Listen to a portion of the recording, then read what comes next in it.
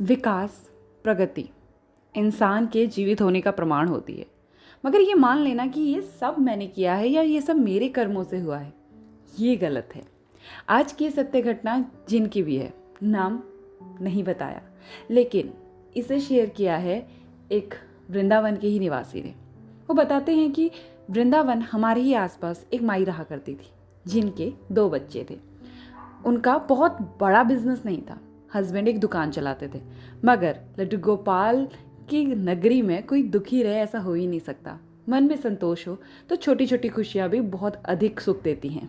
वो कहते हैं सब कुछ ठीक था, बच्चे भी लड्डू गोपाल की भक्ति में थे, मैया और उनके हस्बैंड भी। लेकिन कुछ टाइम बाद जैसे जैसे समय बीतने लगा, चीज़ों में परिवर्तन आने लगा और जितना एक्सपेक्ट नहीं किया था उससे भी कई ज़्यादा चीज़ें खराब हो गई। कहते हैं कि लड्डू गोपाल की पूजा भक्ति माई किया करती थी और जब उनके पति गुजर गए अच्छे खासा जीवन व्यतीत करके, तो सब कुछ वही करती थी। वो पूजा पाठ करती और उसके बाद जाती अपने लड्डू गोपाल बाके बिहारी के मंदिर, वहाँ पर गोस्वामी जी से मिलती। गोस्वामी जी भी उनको रोज़ देखकर अब उनसे चर्चा बात किया करते और यही उनका एक दिनचर्या थी। जैसे जैसे समय बीतने लगा, बच्चों ने थोड़ी बहुत प्रगति कर ली, जिसकी वजह से उन्होंने डिसाइड किया कि अब हम यहाँ से जाकर मुंबई में रहेंगे, क्योंकि मुंबई में थोड़ी और प्रोग्रेस मिल जाएगी। और ऐसा ही हुआ, वो सब लोग मुंबई शिफ्ट हो गए। माई को भी एक रात पहले ही बताया कि हम मुंबई जा रहे हैं, तो माई अगले दिन मंदिर भी ना जा सकी। गोस्वामी लोग जो देखते थे कि रोज़ माई आती है, आज नहीं आई, बड़ा अचंभा सा हुआ। मगर सवालों के जवाब दे कौन? कभी कभार सवालों के जवाब समय देता है। माई चली गई मुंबई। मुंबई में जैसा सोचा था वैसा बिल्कुल भी नहीं था। एक सीधे साधे गांव के रहने वाले लोगों को मायानगरी क्या ही भाती।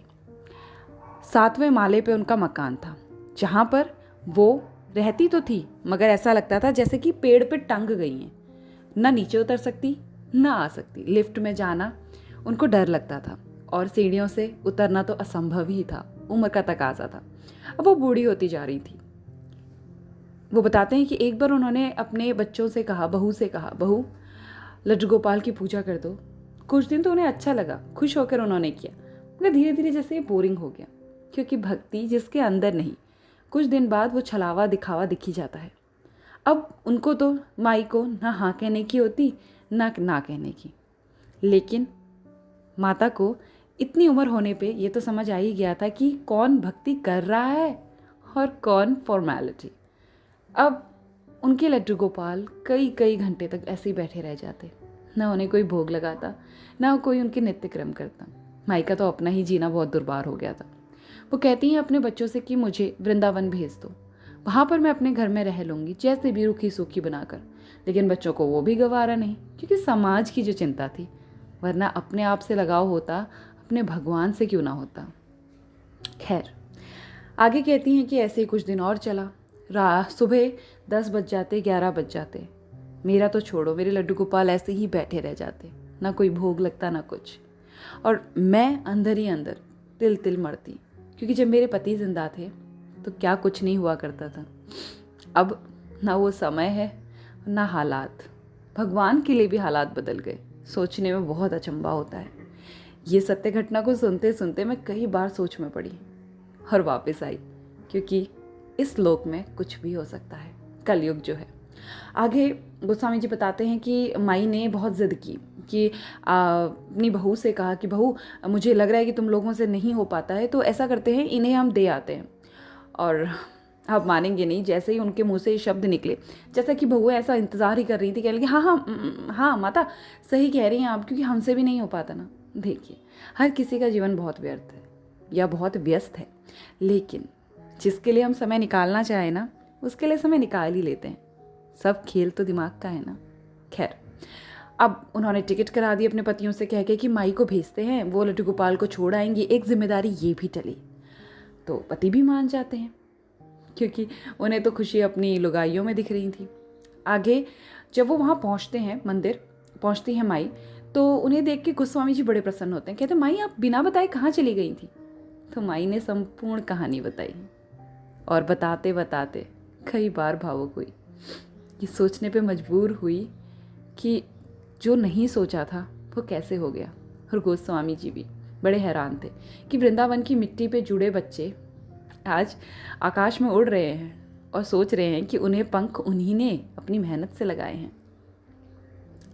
खैर, आगे बोलते हैं कि गोस्वामी जी से उन्होंने कहा कि मैं अपना कलेजा आपको दे के जा रही हूँ, अपने लड्डू गोपाल, अपने प्राणों से भी प्रिय, अपने सालों से पूजी हुई ये विग्रह आज आपको देती हूँ, क्योंकि मेरा तो कोई नहीं है, मेरे जाने के बाद इसका भी कौन होगा। तो गोस्वामी जी एक भक्त जानता है कि उनके भगवान की कितनी वैल्यू होती है, और गोस्वामी जी भी एक भली भांति जानते थे कि उनके प्राण निकल रहे होंगे भगवान को देते देते। गोस्वामी जी ने पूछा कि आपने नहीं बताया कि ये सब लड्डू गोपाल की कृपा से है। तो माई ने बोला कि आने से पहले मैंने अपने बेटों को बहुत समझाया कि ऐसा नहीं है कि ये सब जो प्रगति विकास है केवल तुमने किया है। हाँ, मानती हूँ कि तुम्हारी मेहनत है, मगर पीछे से बड़ों का आशीर्वाद और भगवान की कृपा तो ज़रूरी है ना। तो कहने लगी कि वो चिल्लाने लगे कि माँ, क्या बात बात पे लड्डू गोपाल करती हो, हमारी मेहनत तो तुझे दिखाई ही नहीं देती, बस धमकाती रहेगी। जब धमकाना वर्ड सुना तो कहने लगी मेरे सब्र का बांध टूट गया। मुझे लगा कि जहाँ भगवान की छवि दिखाई ही ना दे वहाँ विश्वास पैदा कैसे होगा। और बचपन से भगवान को पूजते आ रहे बच्चे आज लांछन लगा रहे थे बात बात पे। इसीलिए मैंने सोचा कि मैं आ जाऊँ। गोस्वामी जी सब समझ चुके थे, आगे कुछ ना कहा। माई को बैठने को कहा, मगर आज माई पूरी तरह से टूटी हुई थी। शायद अपने लड्डू गोपाल को देते वक्त उन्हें जितना दर्द हो रहा था उसका आभास और कोई लगा भी नहीं सकता था। माई लड्डू गोपाल को देकर कुछ दिन अपने घर पे रह के वहाँ से चली गई, मगर अब उनका दिल ना लगता। अपने कलेजे के टुकड़े को देकर जो आ गई थी, कुछ दिन रही और उसके बाद उनका निधन हो गया। जब उनका निधन हुआ तो गोस्वामी जी कहते हैं ये सब तो मुझे नहीं पता चला, मगर करीबन कुछ महीने बाद उनके घर पे जहाँ पर वो रहा करती थी वहाँ पर हलचल महसूस हुई, लेकिन उनके घर पे तो कोई था ही नहीं। तो फिर ये कौन? जब आसपास पता करा तो पता चला कि उनके बच्चे जो मुंबई शिफ्ट हो गए थे वो वापस आ चुके हैं। गोस्वामी जी बड़े हैरान हुए, लेकिन किसी से क्या पूछते, क्योंकि जो माई और उन पंडितों का रिश्ता था ना, वो शायद किसी के आगे उजागर ही नहीं किया था। अब बच्चों के पास इतना समय ही नहीं था कि वो अपनी माँ से कोई बात करते, तो माँ ने भी उचित नहीं समझा उनका समय व्यर्थ करना। माँ तो अब जा चुकी थी दुनिया से। गोस्वामी जी अपने मंदिर लौट गए। कुछ दिन बाद उनका बेटा वहाँ आया और कहा कि मेरी माँ इसी मंदिर में आया करती थी क्या? तो गोस्वामी जी को समझने में देर न लगी कि वो किसकी बात कर रहा है। तो उन्होंने कहा हाँ, लेकिन आप लोग तो मुंबई शिफ्ट हो गए थे ना माई को लेकर, और माई कहाँ है? तो उन्होंने कहा माई तो अब यहाँ नहीं रही, इस दुनिया से चली गई है। तो उन्होंने कहा फिर आप यहाँ कैसे आए? पता तो चला था कि आप ज़िंदगी भर के लिए मुंबई शिफ्ट हो गए हैं और दिन दुगनी चार चौगनी प्रगति कर रहे हैं। तो बड़ा भावुक हुआ उनका बेटा और बोला कि हाँ, हमारा सब कुछ ख़त्म हो गया। पता नहीं कैसे माँ के निधन के बाद, लड्डू गोपाल के जाने के बाद सब कुछ धीरे धीरे पतन की तरफ जाने लगा। हम तो उतनी ही मेहनत कर रहे थे, मगर पता नहीं। और बोलकर रोने लगा, क्योंकि आर्थिक स्थिति अब बहुत ही ख़राब थी। एक पुश्तैनी मकान के अलावा उनके पास कुछ भी नहीं बचा था। गोस्वामी जी समझ गए चमत्कार को जब नमस्कार नहीं किया ना तो ऐसा ही होगा, लेकिन कुछ कहे नहीं और बोला अब आप यहाँ कैसे आए? तो कहा कि हमारे लड्डू गोपाल हमको वापस दे दीजिए। गोस्वामी जी ने लड्डू गोपाल देने से पहले काफ़ी कुछ समझाया जो आप भी समझ पा रहे होंगे। उन्होंने कहा कि जो तुमने सोचा था ना वो एक इंसान ही सोच सकता है, एक अहमी इंसान, लेकिन माई को मरते मरते जो दुख हुआ उसका पश्चाताप कैसे करोगे? और ऐसा बोलकर उनके बेटे को मुझे लगता है थोड़ा और दुखी कर दिया, जो जीवन भर यही सोचेंगे कि काश हमने अपनी माई की बात सुनी होती तो आज माई भी इस दुनिया को खुशी खुशी विदा करती। मगर अपने अपने कर्म है, क्या पता ऐसे ही लिखा के लाई हूँ। गोस्वामी जी ने लड्डू गोपाल दे तो दिए, लेकिन कहा कि कभी ऐसा लगे ना कि ये बोझ हो गए हैं, कभी तुम अपनी ये प्रगति की चकाचौंध में खो जाओ तो मेरे पास वापस दे जाना, क्योंकि भगवान उसी के होते हैं जो उनसे प्रेम करता है। सोने के बिस्किट तो आप भी नहीं चबाते। और भगवान को नित्य क्रम से पूजा पाठ कीजिएगा, दिल नहीं दुखाना चाहिए। जीते जी माँ का भी नहीं दुखाते और लड्डू गोपाल का भी नहीं करते तो ऐसी दुर्गति ना होती। ऐसा कह के लड्डू गोपाल दे दिए और उनके बेटे ने ध्यान रखा। कहते हैं इसके आगे के तो मुझे नहीं पता अब क्या है, मगर भगवान ऐसे ही है। जैसे मन में उनके लिए कृपा भाव रखोगे भगवान उसी प्रकार अपने भक्त का हाथ पकड़े रहते हैं और फिर चमत्कार करते देर नहीं लगती। आज की ये सत्य प्रसंग यहीं तक।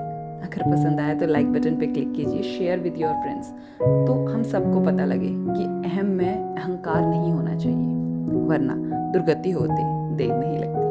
और subscribe the channel for more ऐसी ही अच्छी अच्छी सत्य घटनाएं जिनसे हमें एक लेसन भी मिलता है और हम भगवान से कनेक्टेड भी रहते हैं। इसके अलावा जाते जाते कमेंट में लिखना ना भूलिएगा।